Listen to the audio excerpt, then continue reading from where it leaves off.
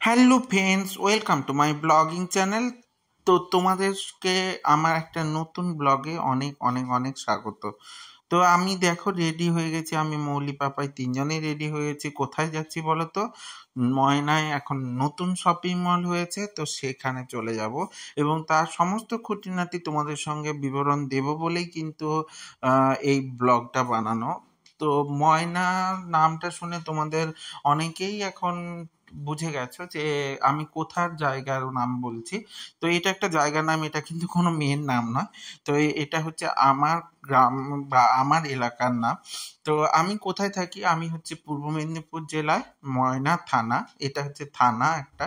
তো ময়না থানার অন্তর্গত বলাইপন্ডা জায়গায় থাকি। তো আমার গ্রামের নাম হচ্ছে সুদামপুর।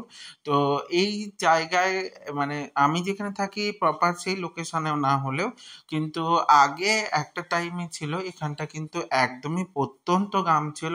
কোনো রকম কোনো পরিষেবাই ছিল না, তো ঠিকঠাক করে কোনো কিছু পাওয়াও যেত না। আর ঠিকঠাক করে কোনো কিছু মানে খুঁজলেও তুমি পাবে না, এরকম একটা জায়গা ছিল। তো তোমাদের আমার লোকেশনটা দেখে বুঝতেই পারছো যে আমি গ্রামের মধ্যে থাকি। তবে এখন দেখলে খুব একটা চিনতে পারা যায় না। আমরা যখন ছোট ছিলাম তখন পুরো রাস্তার ধারগুলো একদম বন বন ছিল এবং রাস্তাও খুব একটা বড় ছিল না, ছোটও ছিল এবং রাস্তার পরিস্থিতিও খুব খারাপ ছিল। তো এখন একটু একটু বড় হতে হতে এখন অনেকটাই বড় রাস্তা হয়েছে এবং নতুন রাস্তাও তৈরি হচ্ছে, সেটাও আমি তোমাদের ব্লগের মাধ্যমে শেয়ার করেছি। তো আমার সঙ্গে জুড়ে আছো তোমরা এতদিন ধরে এবং আমাকে এইভাবে সাপোর্ট করছো, এটা আমার ক্ষেত্রে অনেক অনেক অনেক ভালোবাসার জায়গা বলতে পারো। আর তোমরা সুন্দর সুন্দর কমেন্টের মাধ্যমে আমার সঙ্গে যেভাবে সাপোর্ট করে যাচ্ছ, এটা আমার জীবনের সব থেকে বড় পাওয়া। তো এই ব্লগটার মাধ্যমে তোমাদেরকে আমার এলাকাটার সম্পর্কে ঠিকঠাক একটা গাইডলাইন বা আউটলেট দিতে চাই। তো দেখো এই জায়গাগুলো ওপর দিয়েই আমরা যাতায়াত করি। তবে আমি যেখানে যাচ্ছি সেটা হচ্ছে প্রপার ময়না। তো যেখানটা হচ্ছে থানা আছে, ওর কাছাকাছি এরিয়ার মধ্যেই থানা আছে যেখানে যাব। তো ওখানে কিন্তু নতুন একটা শপিং মল স্টার্ট হয়েছে। ওখানে আগে একটা সিনেমা হল ছিল, এখনো সেই সিনেমা হলটাকে সুন্দর করে সাজানো হয়েছে এবং সুন্দর করে ডেকোরেটিং করা হয়েছে, একদম শহরের স্টাইলের মতো করা হয়েছে, যাতে মানুষ এখানেই সিনেমা দেখতে পারে, বাইরে কোথাও যেতে না হয়। আর তাছাড়া তার নিচে হয়ে গেছে রিলায়েন্স স্মার্ট পয়েন্ট। তো যত রকম গ্লসারি শপ হয় বা গ্লসারির জিনিসপত্র হয়, সমস্ত কিছু তোমরা একটা ছাতার তলায় বা একটা ছাদের তলাতেই পেয়ে যাবে। তো ওটাও হয়ে গেছে। তো নিচতলাতে হয়েছে রিলায়েন্স স্মার্ট পয়েন্ট, আর ওপর তলায় হয়েছে তোমার এম বাজার। মানে যত রকম জামা কাপড় এবং বাসনপত্র যা হয় ওগুলো তোমরা পেয়ে যাবে এবং একদম উপরতলায় হয়েছে সিনেমা হল। তো পুরো জায়গাটা এবং পুরো ব্লগটা আমি তোমাদের এই ব্লগটাতে শেয়ার করতে পারিনি। তো তার জন্য দেখতে গেলে এবং পুরোটা কোথায় কীরকম ভাবে কি পাওয়া যায়, তো সেগুলোর সঙ্গে জুড়ে থাকতে গেলে অবশ্যই তোমাদেরকে আমার পরবর্তী ব্লগটা দেখতে হবে। তো তোমরা, আমি জানি তোমরা এইভাবে দেখবেও শুধু এবং আমাকে সাপোর্টও করবে। তো আমার এই ব্লগটাতে আমি তোমাদের দেখো পুরো রুট ম্যাপটা দিয়েছি। তো আমি যাচ্ছি কিন্তু বলাইপন্ডার দিক থেকে, তো বাসে চেপে গেছি এবং বাসে করে চলে যাচ্ছি। তো আমার লোকেশনে দেখো ছোট বড় বিভিন্ন রকমের কাঁচা পাকা সমস্ত ধরনের বাড়ি দেখতে পাবে। তো এখন কিন্তু অনেক পাকা বাড়ি হয়ে গেছে, আগে এত পাকা বাড়ি ছিল না।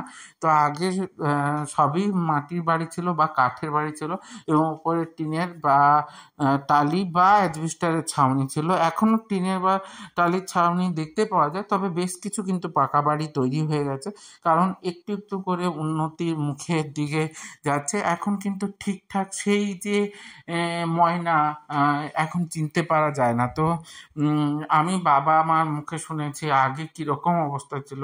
মা কলকাতা ইউনিভার্সিটির ছাত্র ছিল, বাবাও কলকাতা ইউনিভার্সিটির ছাত্র ছিল আর মা ছাত্রী ছিল। তো সেই রকম একটা টাইমে কীরকম কষ্ট করে যাতায়াত করে পড়াশুনো করেছে ওনারা, তো সেটা আমি শুনেছিলাম। কিন্তু এখন অনেক কিছুই কাছে পিঠের মধ্যে হয়ে গেছে এবং কাছাকাছির মধ্যেই সমস্ত কিছু পাওয়া যায়।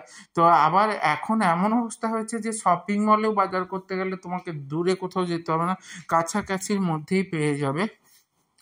তো এই যে কলেজটা দেখতে পাচ্ছ, এটা কিন্তু একটা বিএড এবং ডিএলএড কলেজ। আমি এই কলেজেই পড়াতাম, এখন যদি বা পড়াই না, ছেড়ে দিয়েছি। তো এই কলেজেই পড়াতাম, অনেক বছরই পড়িয়েছি।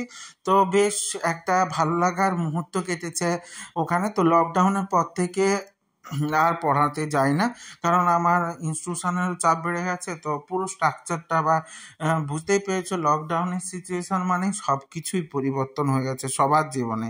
তো আমি চলে যাব হচ্ছে শপিং মল। আমি আগেও বললাম তোমাদের সঙ্গে, তো নিচতলায় রিলায়েন্স স্মার্ট পয়েন্ট হয়েছে, যেখানে তোমরা সমস্ত ধরনের গ্লসারি শপগুলো পাবে। এবং তার উপরতলায় হচ্ছে এম বাজার, মানে জামা কাপড় এবং যত কিছু বাসন কোসন বা বাচ্চাদের খেলনা এগুলো পাবে। এবং উপরতলায় হচ্ছে সিনেমা।